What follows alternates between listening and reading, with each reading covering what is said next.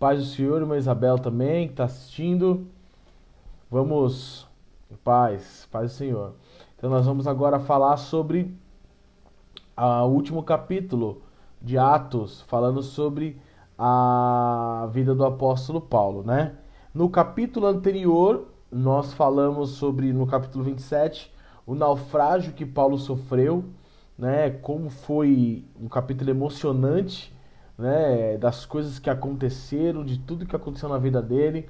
E aí a gente vê agora o apóstolo Paulo, ele chegando na ilha de Malta, né? O capítulo 28 inicia com o apóstolo Paulo e toda aquela tripulação de homens que estavam ali, né, naquele barco. Para ser mais preciso, que a Bíblia diz no versículo 37 de Atos 27, estavam 276 pessoas, 276 pessoas, mas nenhum pereceu, nenhum morreu, porque o apóstolo Paulo foi e recebeu a visita de um anjo, e o anjo falou que ninguém ia perecer, né? E aí, eles chegaram, depois de passar tempos e tempos no mar, em tempestade, em ciclones, em muita coisas feito isso, o que aconteceu? Eles chegaram a uma ilha chamada de Malta, tá? Lá no capítulo 28, abre lá, Atos capítulo 28, pra gente falar sobre o último capítulo da vida do apóstolo Paulo. Atos capítulo 28.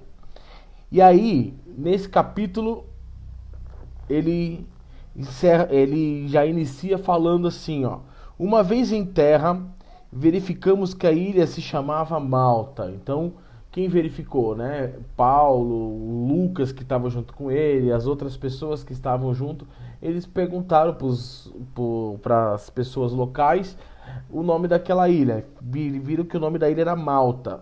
E aí ele fala que os bárbaros trataram-nos em singularidade e humanidade.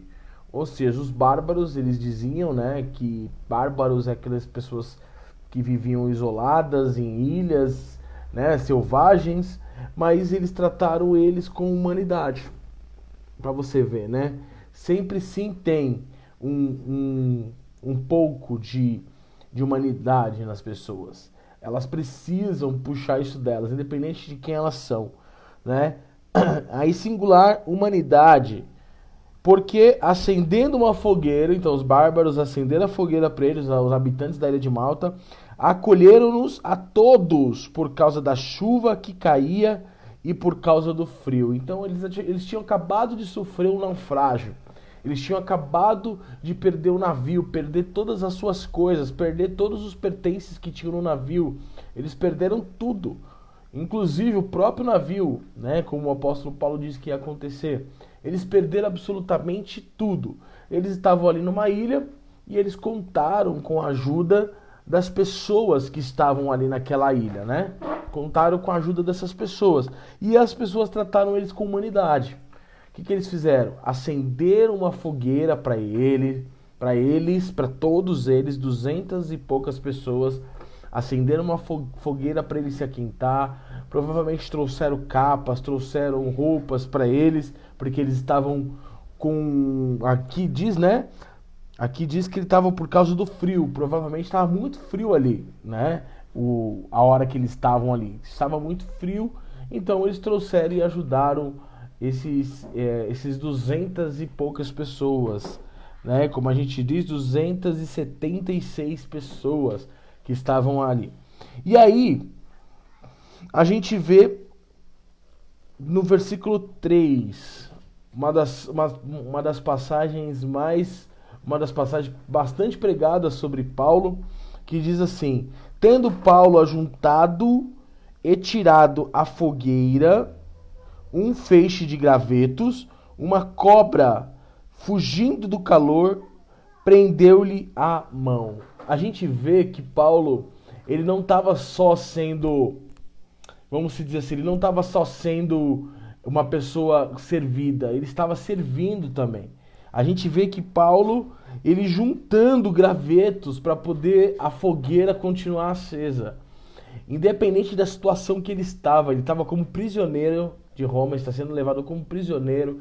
Ele tinha acabado de sofrer uma tempestade, tinha acabado de sofrer uma situação bem desagradável. E aí a gente vê que ele, mesmo debilitado como ele estava, ele ainda assim queria servir as pessoas. Ele ainda queria ajudar as pessoas. E a gente vê que Paulo, ele juntando os gravetos, né? E atirado à fogueira um feixe de gravetos. Dentro desses feixes que ele pegou tinha uma cobra. E a cobra foi lá e picou a mão de Paulo, né? Picou a mão, prendeu-lhe a mão. Aí no versículo 4 ele diz: quando os bárbaros viram a víbora pendente na mão dele, ou seja, presa na mão dele, disseram uns aos outros: certamente esse cara é assassino, esse homem é assassino, porque foi salvo do mar, a justiça não deixa viver. Ou seja, os caras acharam assim: a víbora picou, esse cara acabou de ser náufrago, sobreviveu, mas quando a justiça é para pegar, ela pega mesmo. Ele falou: ixi, não tem como fugir da justiça, né? É como que diz aquele ditado que a gente fala, né? Aqui se faz, aqui se paga. Aqui se faz, aqui se paga. Então esse cara com certeza é um assassino, porque se ele fugiu com vida, a justiça veio e pegou ele e pum, na hora, com a cobra. Então eles já tinham essa mentalidade, ou seja, aquele que é criminoso vai pagar, aquele que é assassino, aquele que é ruim vai pagar, e a justiça não vai deixar ele fugir. E cara, e mal sabiam eles quem era o apóstolo Paulo ali, né? Mas eles olharam e falaram: olha, esse cara já era, né? A cobra o picou, né? A justiça o pegou de alguma forma, né? E aí eles ficaram nessa expectativa. E aí, no versículo 5, olha só o que Paulo fez. Porém, ele, sacudindo o réptil no fogo, não sofreu mal nenhum. Ou seja, ele pegou a mão e jogou a serpente no fogo, né? E aí, no versículo 6, mas eles esperavam que ele viesse a inchar ou a cair morto por causa do veneno da serpente. Eles falaram assim: ixi, esse cara jogou a cobra no fogo aí, mas vamos esperar, ó. Logo ele vai cair morto, logo ele vai inchar por causa do veneno da cobra. Provavelmente a cobra que picou ele era uma cobra altamente venenosa, porque eles já esperavam a morte de Paulo. Eles já esperavam a morte.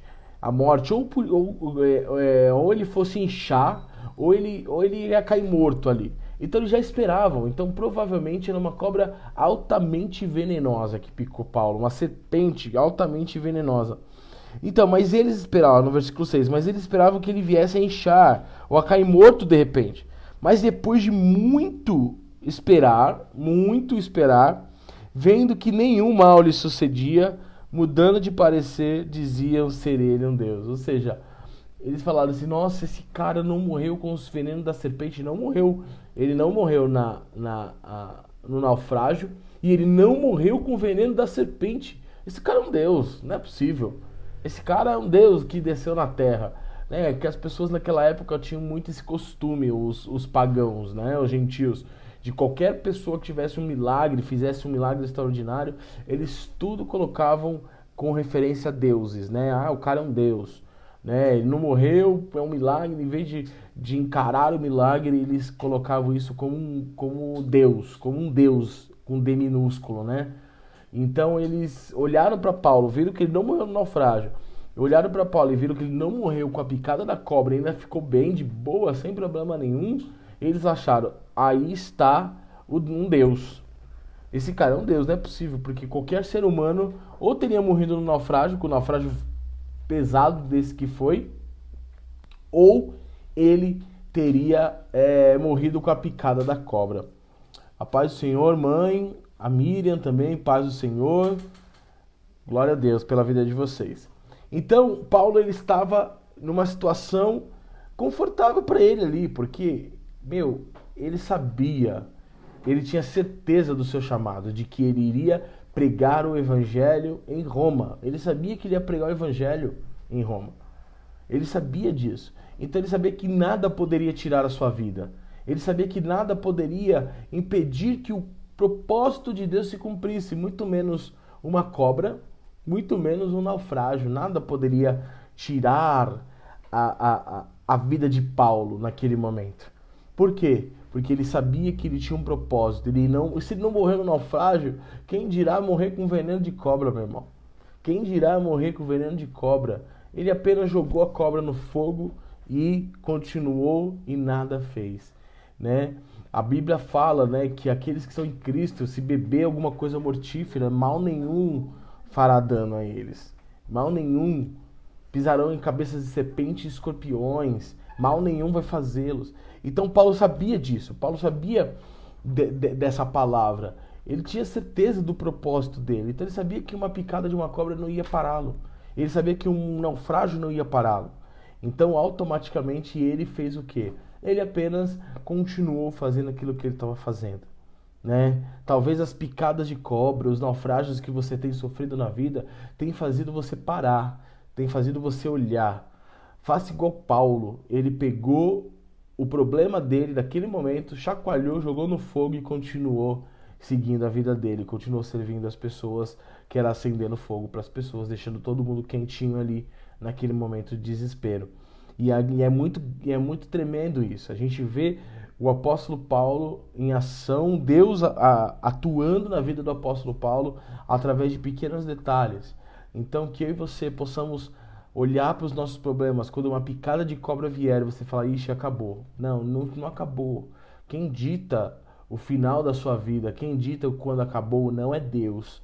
É Deus que dá a última palavra na sua vida. Então não é uma picada de cobra, não é um naufrágio, nada. O que te determina quando acaba é Deus. E Deus já tinha um propósito para a vida dele, e Paulo sabia desse propósito e sabia que não tinha acabado ali. Sabia que ele chegaria em Roma para pregar o evangelho. E aí as pessoas olharam e ele falaram que era um Deus. E aí, no versículo 7 ele diz assim: perto daquele lugar havia um sítio pertencente a um homem principal da ilha. Ou seja, o cara era um governador da ilha, vamos dizer, o principal ali.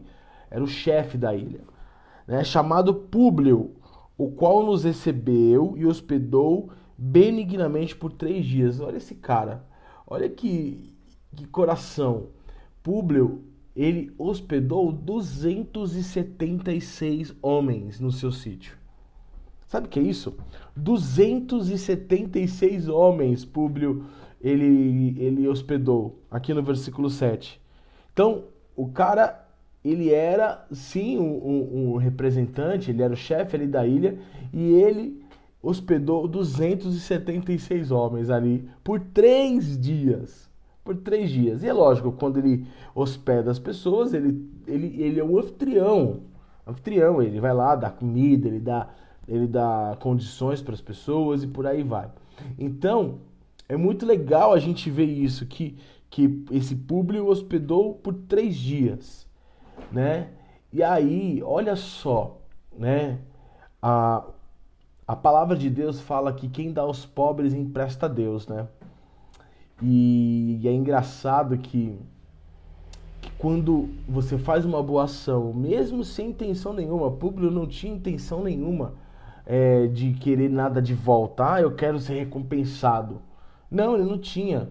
Olha no versículo 8 aqui, ó. Aconteceu achar-se enfermo de disenteria, ardendo em febre, o pai de Públio, o pai do cara, né? Então Paulo foi visitá-lo e orando, impondo-lhe as mãos, e o curou.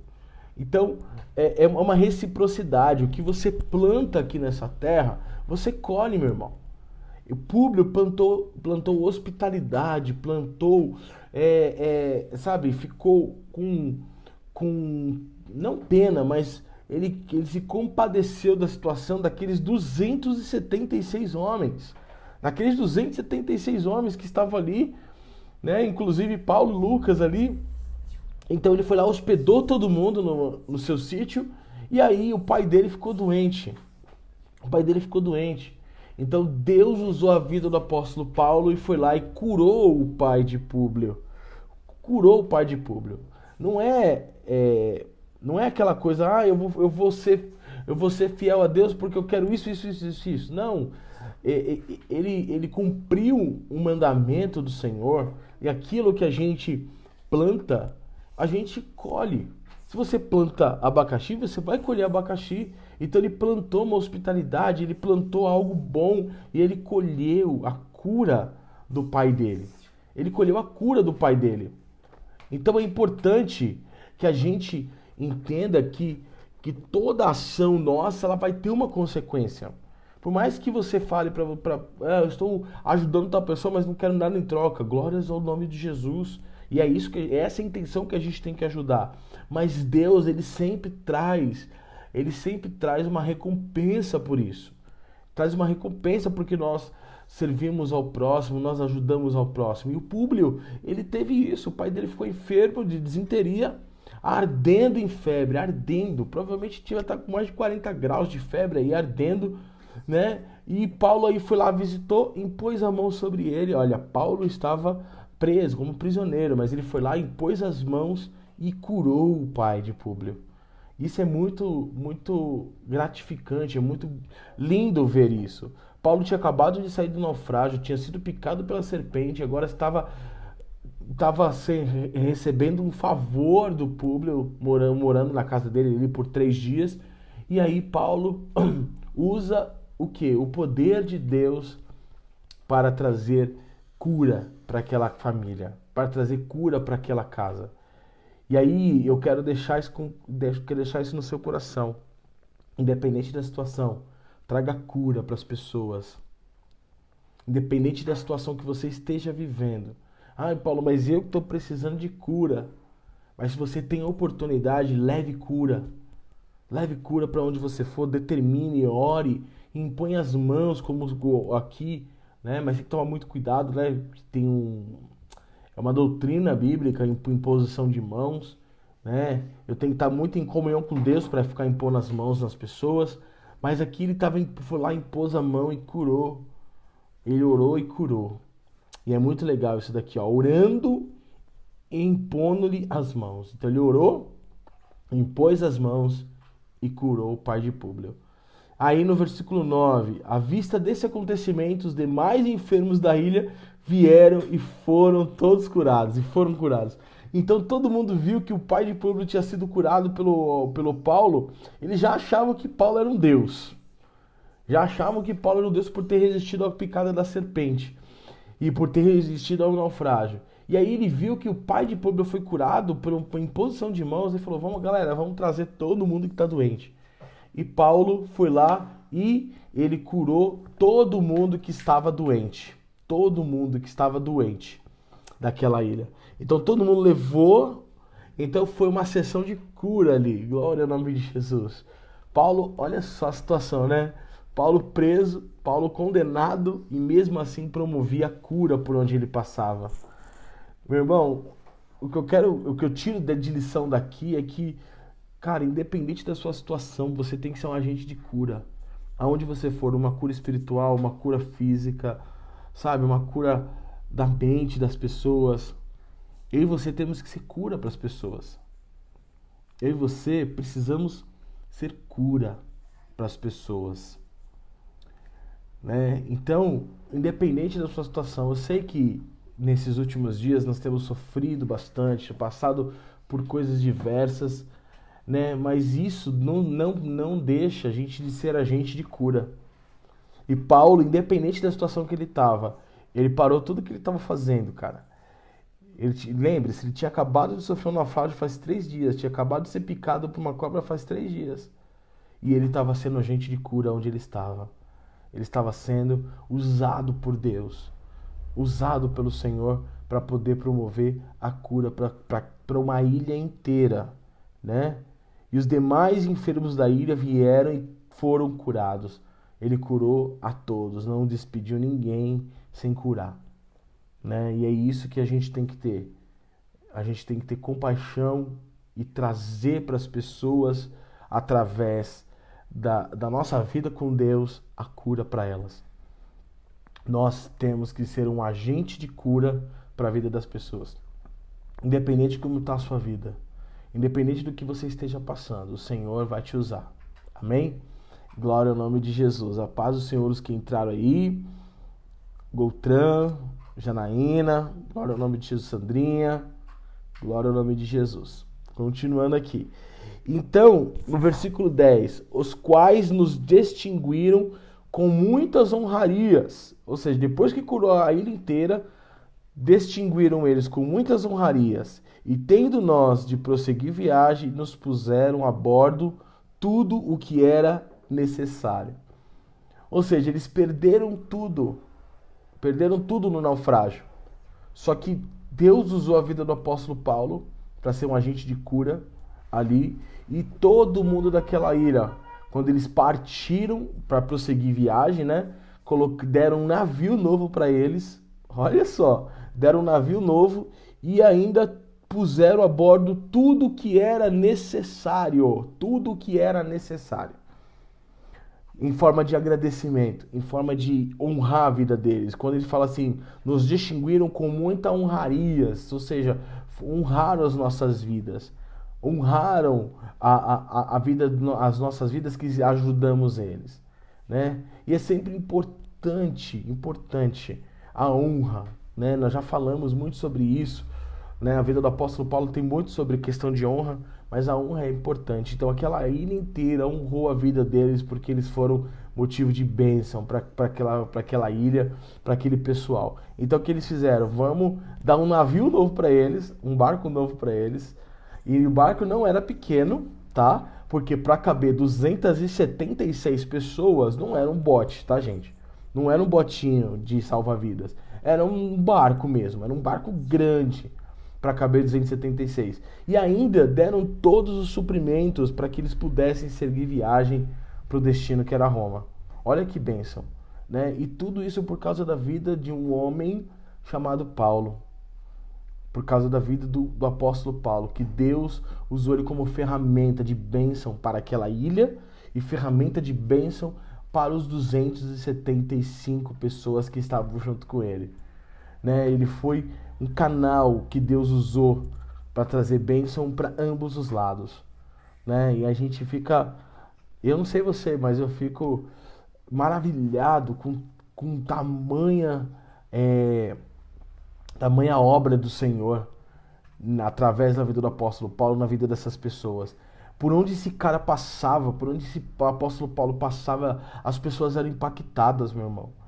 E aí a gente fala da questão do legado, a gente fala da questão de como um cristão, a gente está indo, onde nós estamos impactando as pessoas pro bem ou pro mal. As pessoas olham pra gente e veem cristãos, ou elas olham pra gente e vê somente uma pessoa que diz servir a Deus, mas não cumpre nenhuma das suas ordenanças e nem se parece nem de longe com um cristão, né? Como é que está sendo o seu testemunho? Como é que está sendo o seu testemunho na ilha? Como é que está sendo o seu testemunho na faculdade, onde você está no seu trabalho? Como é que está sendo o nosso testemunho? E é isso que o apóstolo Paulo nos ensina aqui, né? E aí, no versículo 11, a gente vê: a cabo de 3 meses embarcamos. Ao cabo de 3 meses embarcamos num navio alexandrino que invernava na ilha e tinha emblema de Dióscuros. Ou seja, depois de 3 meses eles embarcaram nesse navio. Tocando em Siracusa, ficamos ali 3 dias. Então eles pararam em Siracusa e ficaram 3 dias ali, embarcados. E aí depois, bordejando, chegamos a Régio.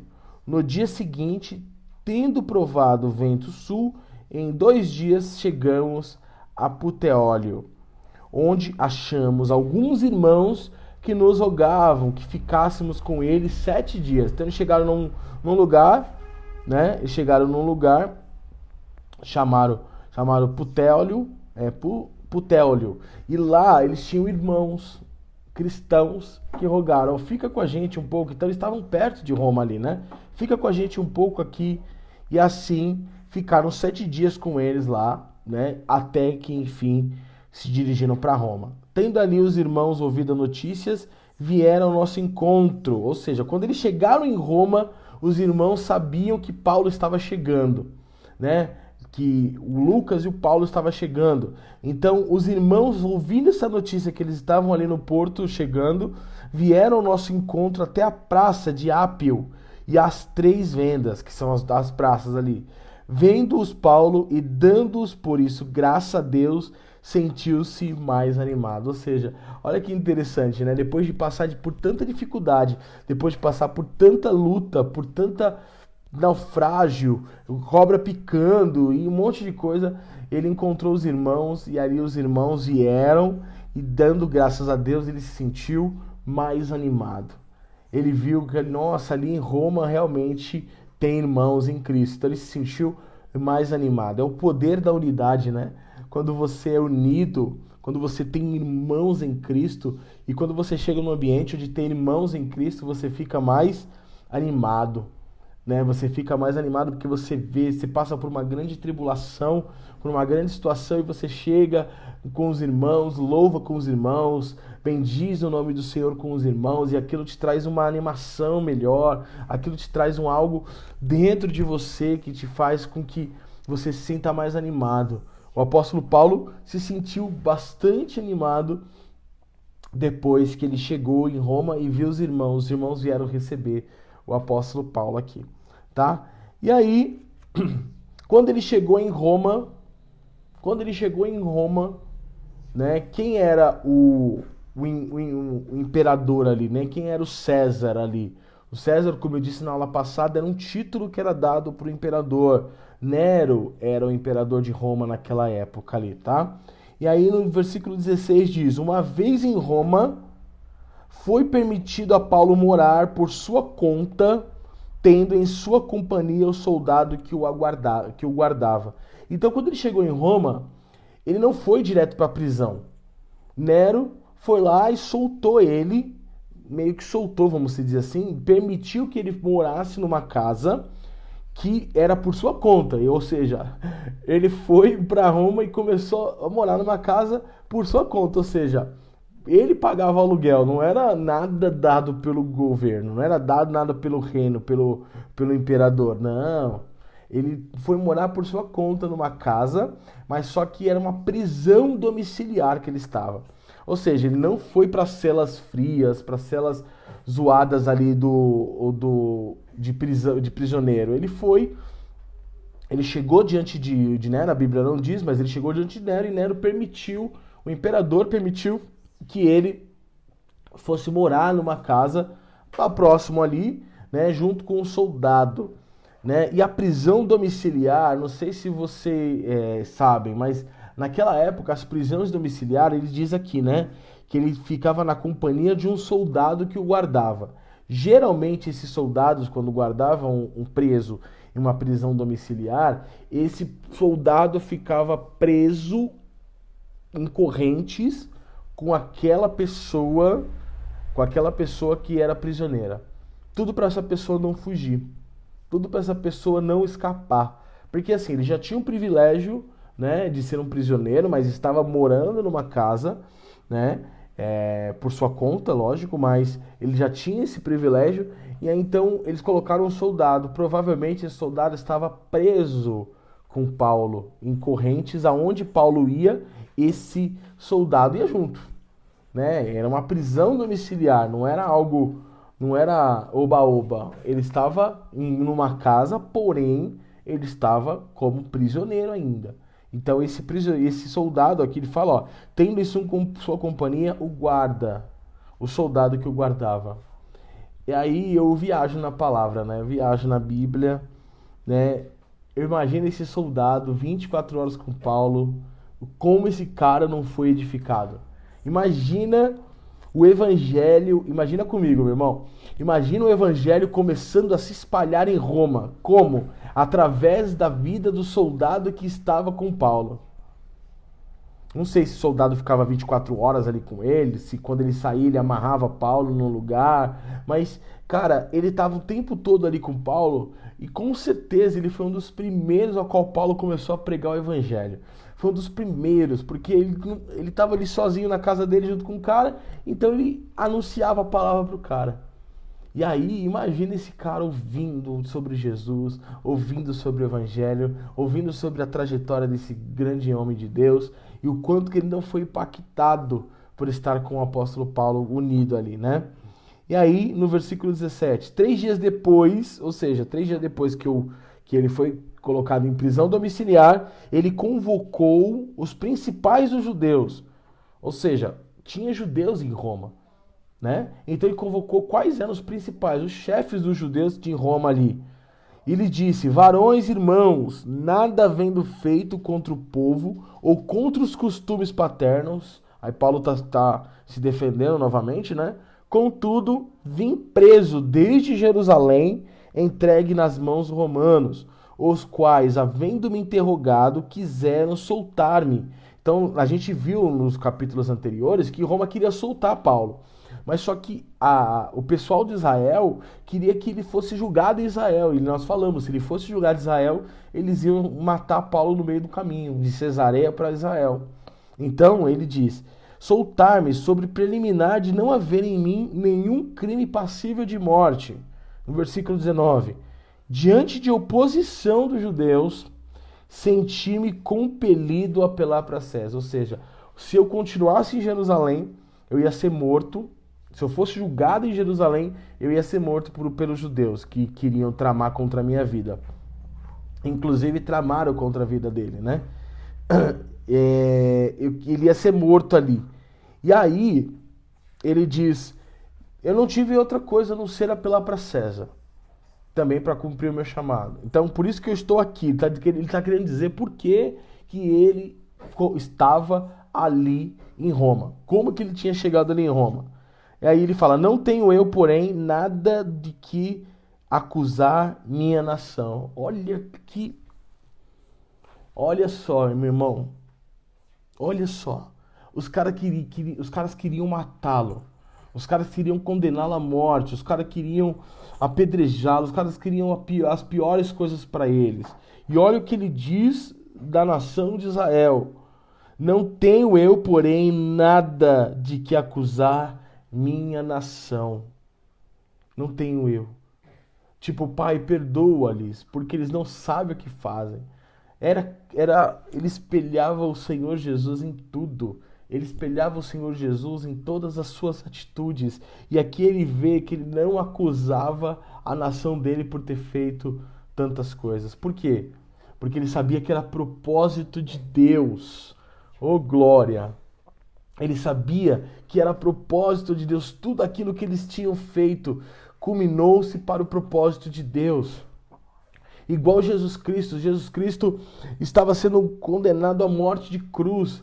E mesmo assim ele orou pelas pessoas, porque eles sabiam, porque aquelas pessoas estavam fazendo ele cumprir o chamado dele, que era ir para a cruz. Pedro, que quis impedir que Jesus não fosse para a cruz, Jesus falou: afasta-se de mim, Satanás.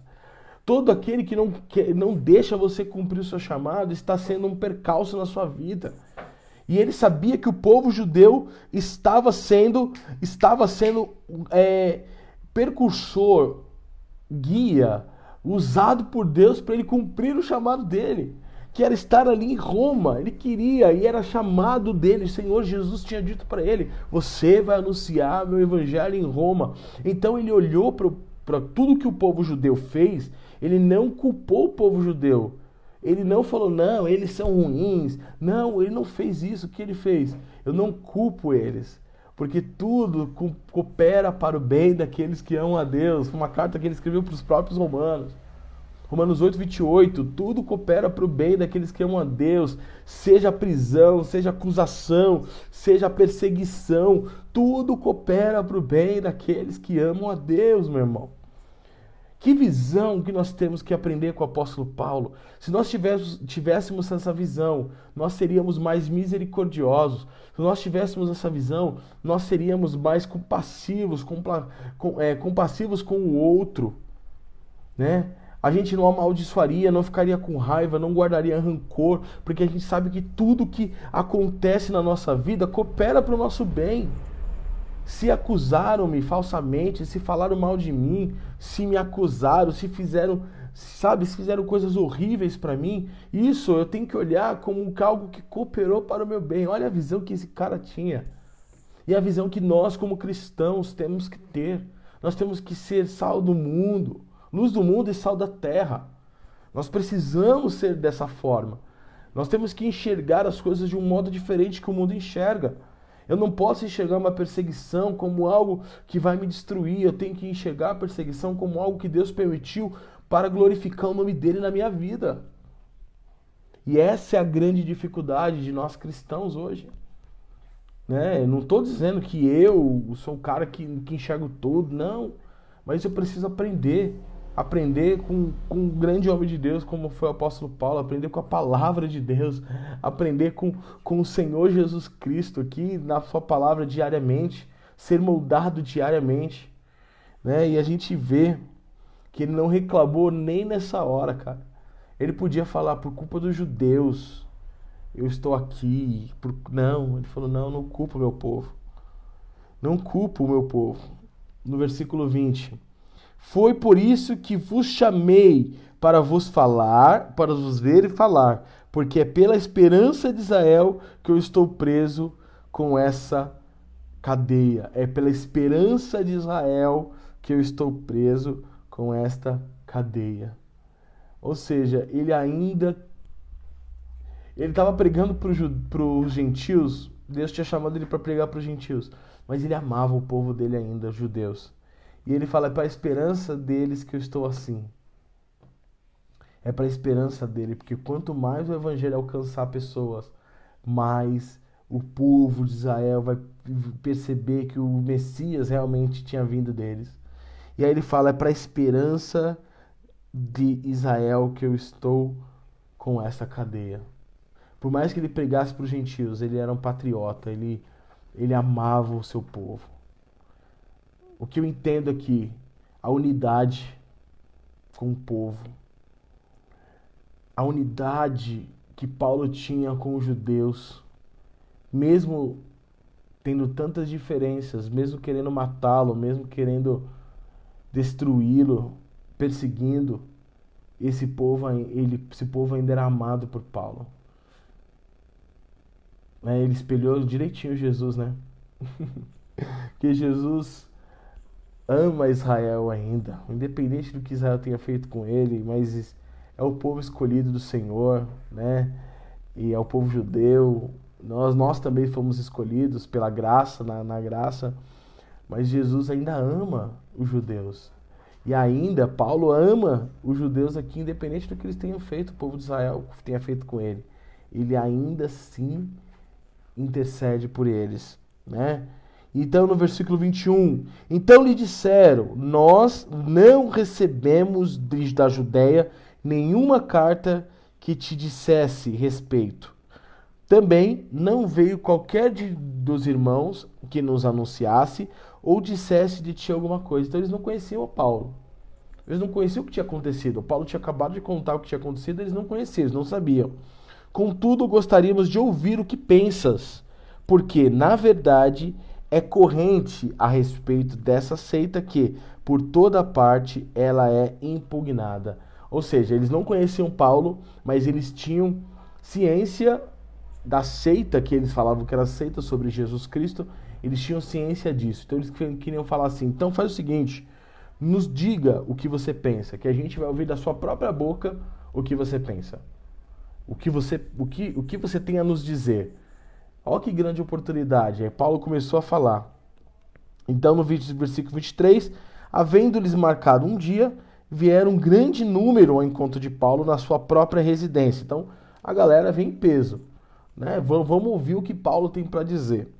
Então, desde a manhã até a tarde, ficaram bastante tempo, lhes fez exposição em testemunho do reino de Deus, procurando persuadir-os a respeito de Jesus, tanto pela lei de Moisés, como pelos profetas. Né? Tem gente que... Eu já ouvi pessoas dizer, né? Ah, não, tem que pregar só o Novo Testamento porque nós estamos na graça. Antigo Testamento é só história para contar. Não, meu irmão. Como que você acha que o apóstolo Paulo anunciou Jesus Cristo? Aqui está dizendo que foi por Moisés e pelos profetas. Antigo Testamento, meu irmão. Você não descarta nada da Bíblia. Não existe essa de descartar, porque a Bíblia toda aponta para Cristo. Todos os capítulos da Bíblia, todos os livros da Bíblia apontam para um único e verdadeiro Deus, o Cristo, Jesus, todos eles apontam. Todos eles têm uma cristofania, que é a manifestação de Cristo de alguma forma dentro desse texto, dentro daquele livro. Então, como que Paulo anunciava Jesus?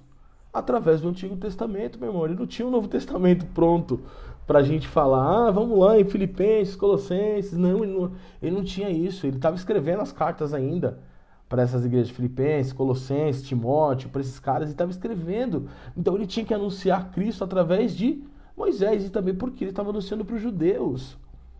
Estava anunciando para os judeus. Os judeus respeitavam Moisés, os judeus respeitavam os profetas.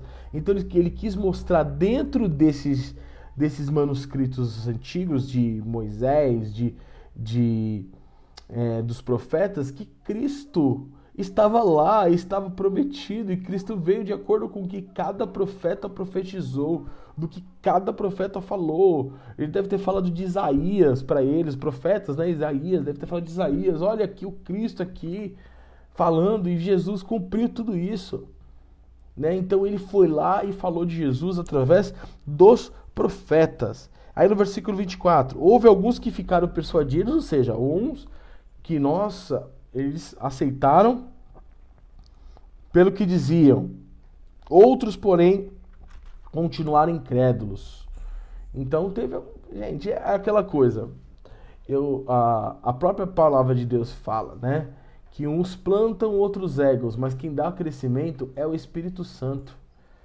O maior erro de um cristão é tentar dar crescimento na palavra que ele prega para as pessoas. Quem dá crescimento, nós temos que anunciar o Evangelho. Nosso trabalho é anunciar o Evangelho, as boas novas para as criaturas, para todas as criaturas, para que elas se tornem filhos de Deus. Mas de quem é o trabalho de fazer isso crescer na vida da pessoa? Não é seu, não é meu.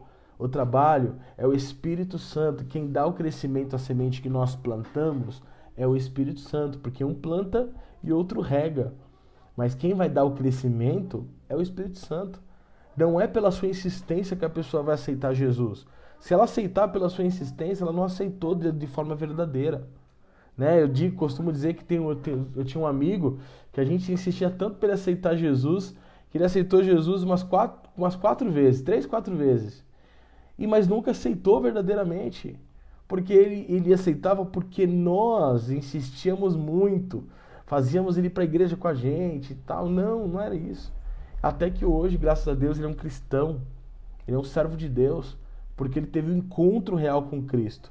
Então aqui, tiveram pessoas que infelizmente não olharam aquela pregação e falaram, não é, até parece. O Messias ainda está por vir ainda. Né? O Messias não veio. E aí no versículo 25, e havendo discordância entre eles, ou seja, eles começaram a discordar entre eles, porque os que acreditavam e os que não acreditavam começaram a brigar. Despediram-se dizendo, Paulo, essas palavras, bem falou o Espírito Santo a vossos pais por intermédio do profeta Isaías, quando disse, vai este povo e dize-lhe, de ouvido ouvires e não entendereis, vendo, vereis e não percebereis. Ou seja, esses caras têm ouvido, eles ouvem, mas eles não entendem. Eles têm visão, eles veem a verdade na cara deles, mas eles não percebem. Por quê? Porque o coração está endurecido. Tem gente que é assim, gente. Tem gente que o coração está tão endurecido, está tão pedra, que a verdade está na cara dele e ele não vê. Ele não consegue ver. E é por isso que a gente tem que orar por uma ação do Espírito Santo na vida dessas pessoas. Né? Isaías já tinha profetizado isso. Porque no versículo 27, porquanto o coração desse povo se tornou endurecido. O coração se tornou endurecido. O coração dele já não era mais de carne, não era mais sensível a Deus, era duro.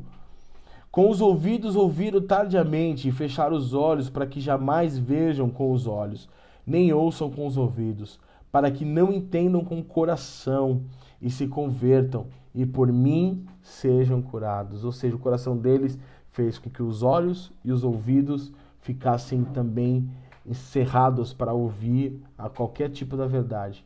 Ou seja, estavam doentes, não se converteram e não foram curados.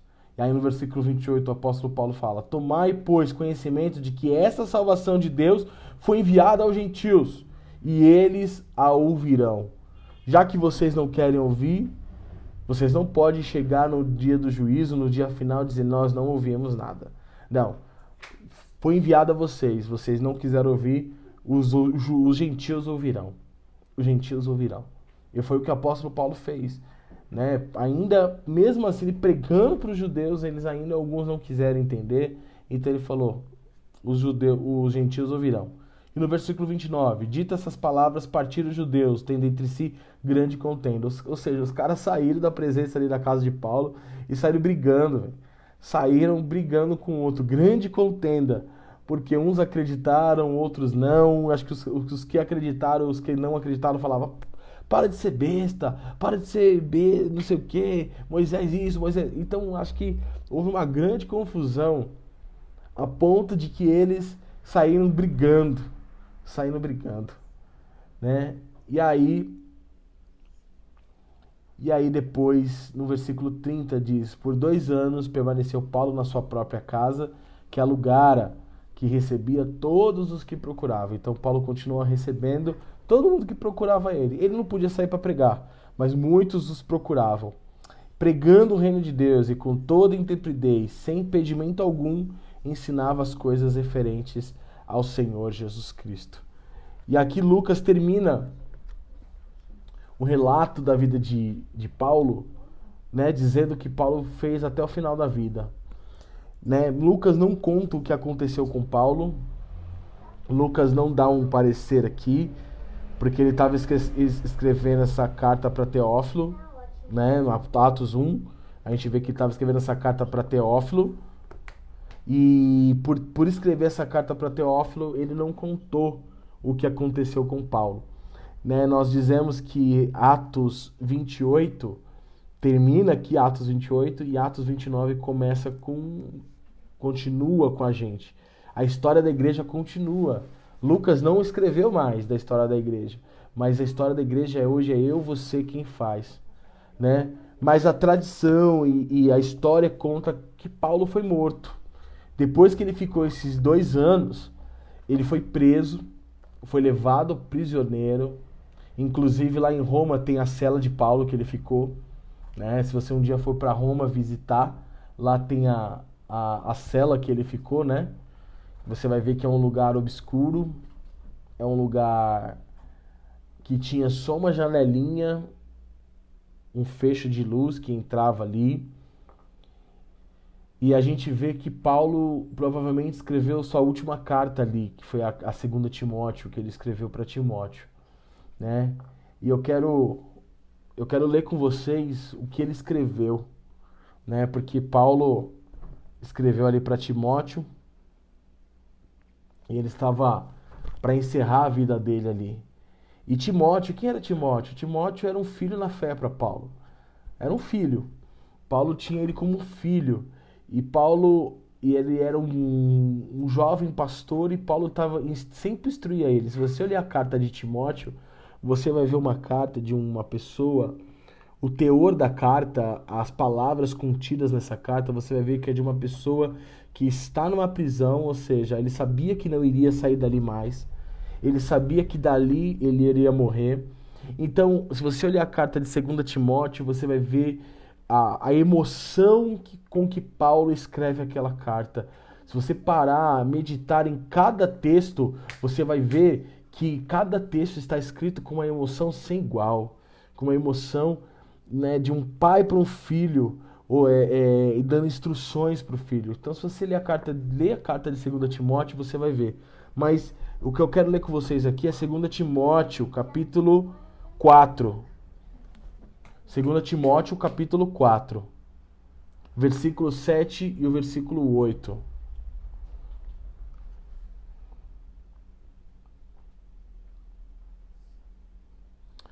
Versículo 6, a partir do versículo 6. 2 Timóteo,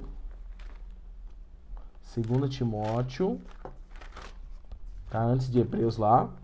2 Timóteo, capítulo 4, verso 6. Ele fala assim, olha só.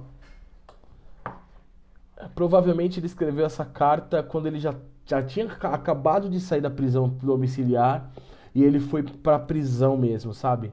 Ele ficou 2 anos em prisão domiciliar, porém Nero tinha julgado ele e ele ia ser condenado, ia ser morto. E aí ele foi para a prisão mesmo, aguardar a sentença dele, aguardar a execução. E aí olha o que ele escreve para Timóteo. Olha o que ele escreve. No versículo 6. Cara, conhecendo isso, a gente se emociona. Mas olha o que ele escreve. Quanto a mim, estou sendo já oferecido por libação.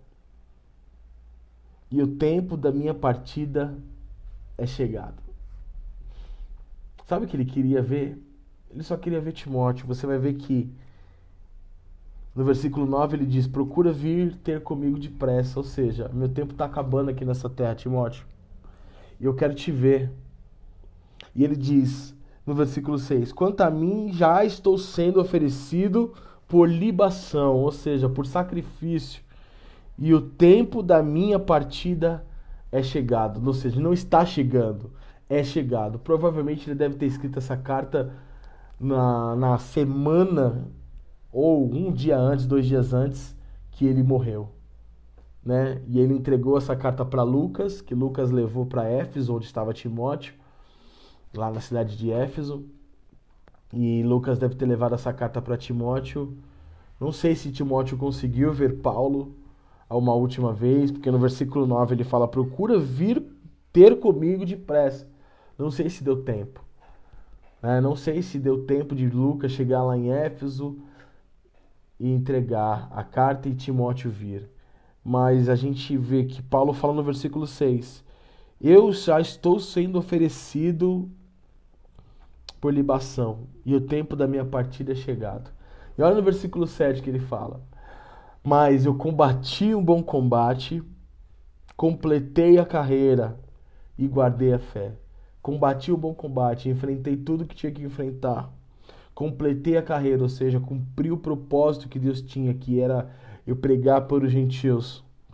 E guardei a minha fé, ou seja, continuei firme no Senhor. Independente do que aconteceu, continuei firme no Senhor. Continuei firme. E guardei a fé. E aí no versículo 8, já agora a coroa da justiça está guardada a mim, a qual o Senhor, reto juiz, me dará naquele dia, e não somente a mim, mas todos o quanto amam a sua vinda. Aqui foi uma das últimas palavras do apóstolo Paulo.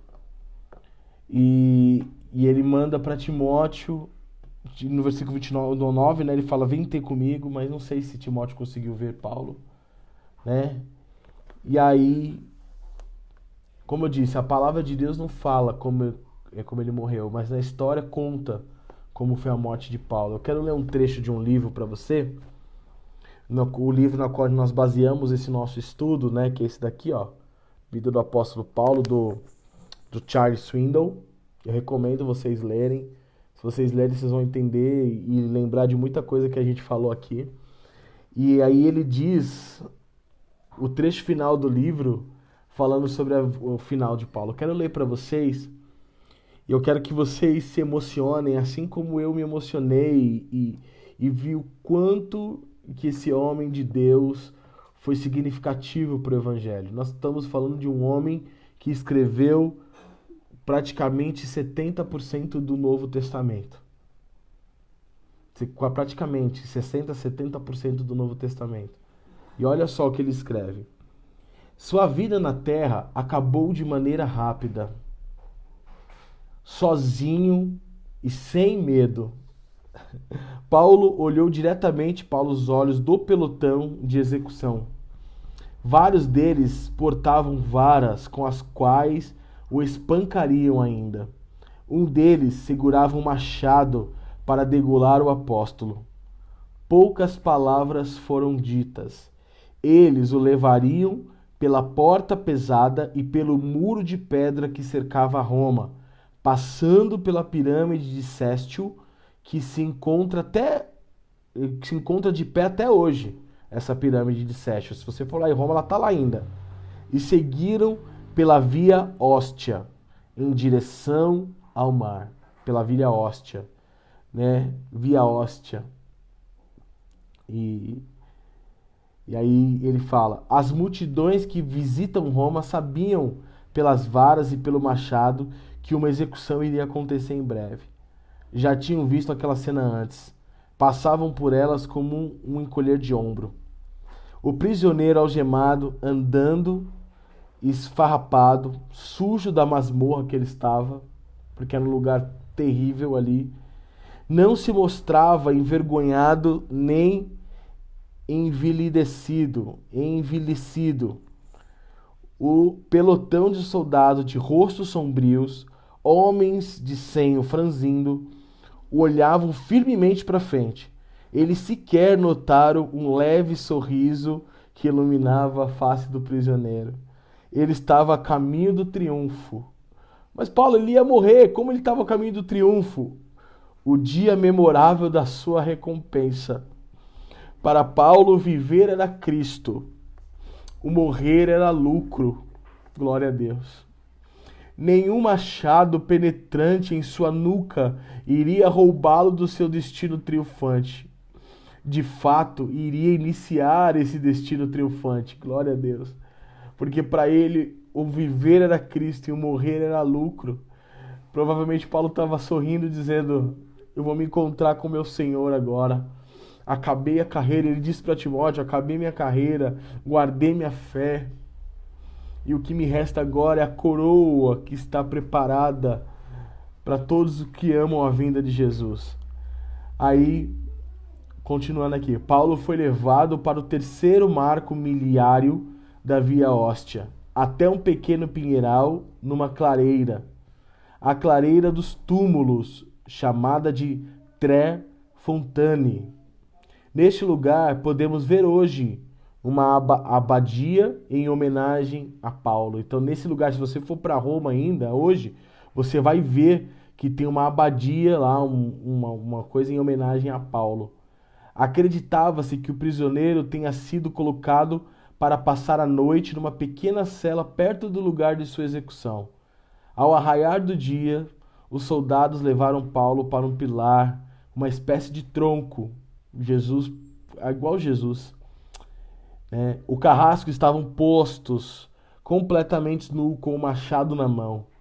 Os homens despiram Paulo, amarraram-no de joelho ao pilar baixo, deixando exposto a nuca e o pescoço. Os lictores bateram nele com a vara pela última vez. O apóstolo gemeu, sangrando pela boca e pelo nariz. Ao seguir sem hesitação, o carrasco franziu a testa, enquanto brandia a lâmina reluzente ao sol da manhã, erguendo-a bem alto, acima de sua cabeça, e depois descendo-a depressa, atingindo o alvo com um ruído surdo. A cabeça de Paulo rolou no pó.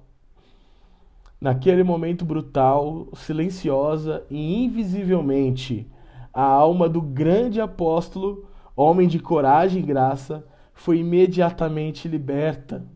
Seu espírito voou para o céu, ausente do corpo, e afinal ele estava em casa com o Senhor.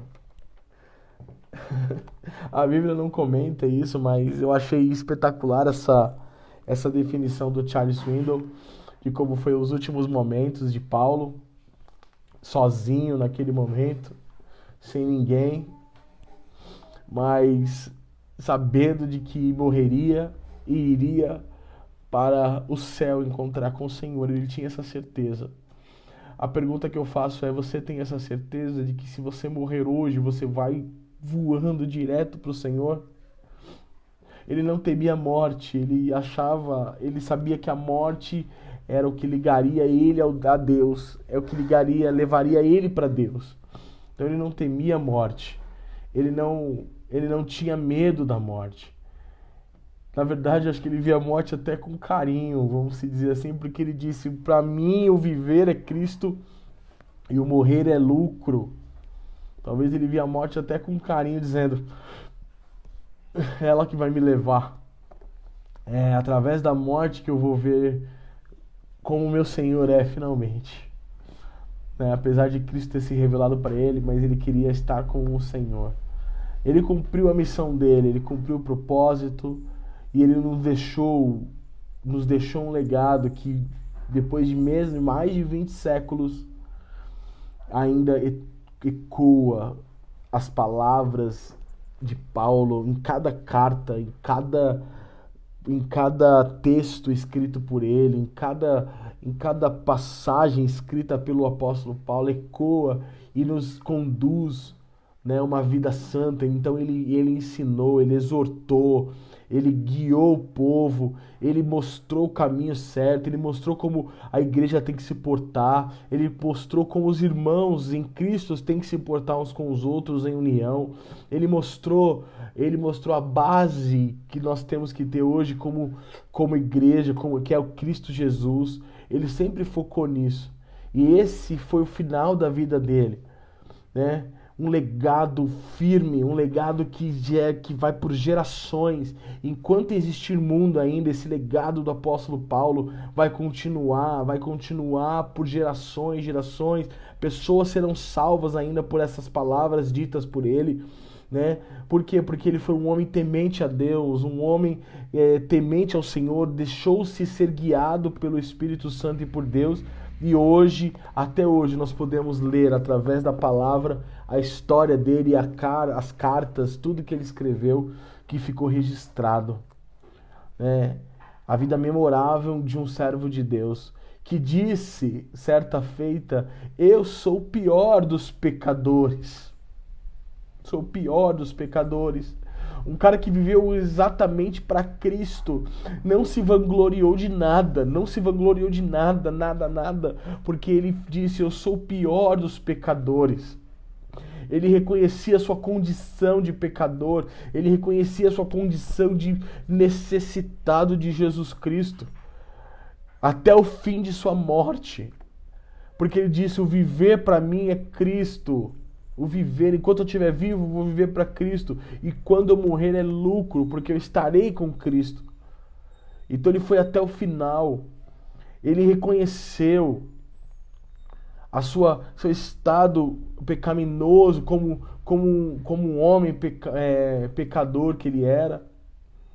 Mas ele se respaldou sempre em Cristo. Porque ele sabia que em Cristo ele tinha o perdão, em Cristo ele tinha a salvação. E aí quando ele foi morto, decapitado, provavelmente 65 anos depois de Cristo, ele finalmente alcançou o lar. Né? O céu é a nossa origem, então ele sabia que ele estava indo para casa. Ele sabia que ele estava indo para casa. Né? Igual a história de um missionário que pregou o evangelho por 30 anos, ele e a esposa. E aí, quando eles chegaram de navio na cidade deles, eles viram uma grande festa. Eles acharam: nossa, a galera vai receber a gente com grande festa, depois de 30 anos pregando o evangelho, né? Uma grande festa. Só que como eles eram pobres, né? Eles estavam na parte inferior do navio, foram os últimos a descer. E quando eles desceram, eles não tinha mais festa, não tinha mais bolo, não tinha mais nada. E aí aquele homem, por pregar o evangelho por 30 anos, ficou revoltado com Deus. Ficou revoltado. E aí ele passou um tempo e aí ele falou para a esposa dele: pergunta para o seu Deus, olha só, pergunta para o seu Deus se é assim que ele recebe aqueles que dão a vida por ele, dedicaram a vida por ele, é assim que ele recebe? E a esposa, calada, ficou quietinha. 2 dias depois ele chegou e perguntou para ela: e aí, perguntou para o seu Deus porque é assim que ele recebe os que dedicaram a vida? A esposa falou: perguntei. E ele perguntou? Sim. Não era para perguntar? Falou, é. E ele respondeu alguma coisa? Sim, respondeu. O que ele respondeu? A esposa falou assim: vocês ainda não chegaram em casa. Vocês ainda não chegaram em casa. O lar de vocês é aqui, não é a cidade onde vocês moram. Vocês ainda não chegaram em casa. Por isso que não houve festa ainda. Não chegaram em casa. E Paulo estava ciente de que ele estava indo para casa. O caminho que você está seguindo está te levando para casa? É muita reflexão na vida de um grande homem de Deus, como foi o apóstolo Paulo. Eu só tiro essa conclusão: o caminho dele todo foi em direção à casa, no lar celestial. E ele sabia disso. Desde a sua conversão lá em Damasco, as suas 3 viagens missionárias que ele fez, essa viagem para Roma, ele sabia que ele estava indo para casa. Por isso que ele disse que o morrer era lucro, porque ele estava voltando ao lar celestial. E assim termina a saga, termina o estudo da vida desse grande homem, né? Morto, degolado no final da sua vida, sozinho, mas alcançou a grande vitória, alcançou os céus.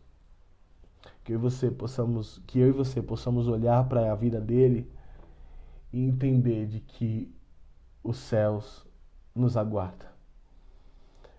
Que a gente possa caminhar e espelhar Cristo, mostrar Cristo para as pessoas através das nossas vidas. Amém? Vamos orar?